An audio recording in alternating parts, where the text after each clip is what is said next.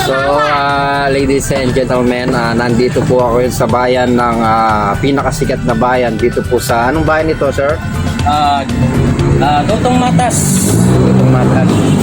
Dutong Matas kung saan nandito po ang pinakamayaman na tao sa bayang ito. Ito po ay walang iba kundi si Don Facundo Palating Duterte. Ayan po ating kakapanahimin ng ating mahal na bilang isang mataas na tao dito sa Dutong Matas. Kasi siya ay nasa Dutong at sa Matas.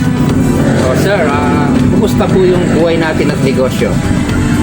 Di bali, napalaki ko na itong itong company ko sa ngayon kumikita kami ng 2 million a day. Ayun. Narinig nyo 2 million a day ang kinikita ni Don Facundo de Palating Duterte.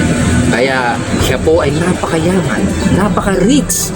Kaya saan po nagsimula yung negosyo nyo, sir? Well, actually, nagsimula ito sa lumpia lang. Tsaka sa sa mga tips ng mga kaibigan, lalo na yung aking ama, my daddy. Yes. Na si Mario Itularte. Senior. Senior. Actually, binibenta ko na tong lupa na to. Naka-ano ba tayo? Naka-live? Naka-on cam racer. So, manawagan ka sa mga sa mga kumpanyero ko dyan sa Dutong Matas. Punta lang po kayo dito sa ating Getmin. Dito sa resort ko. Pakita mo yung resort ko rin. Yan. Actually, pinapagawa ko yan. Hindi sir, hindi po gaano abot yung resort ni sir dahil nasa ano po tayo, yung resort po kasi niya napakalawak po. So, mamaya na lang po namin ipapakita ang kanyang resort.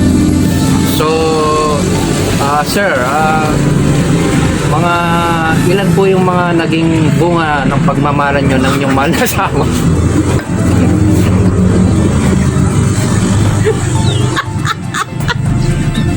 Yawag ka. Ang layo naman ang sagot mo. Sa business tayo, napunta sa asawa. Limal ka.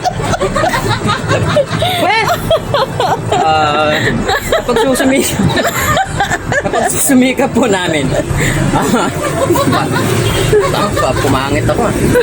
Sa pagsusumikap namin mag-asawa sa lumpia, kayo, change your life. Talagang magsumikap lang kayo, talaga. Go lang. Sir, bali lang na yung mga trabahador nyo dyan na nagtatrabaho sa lumpia nyo ngayon.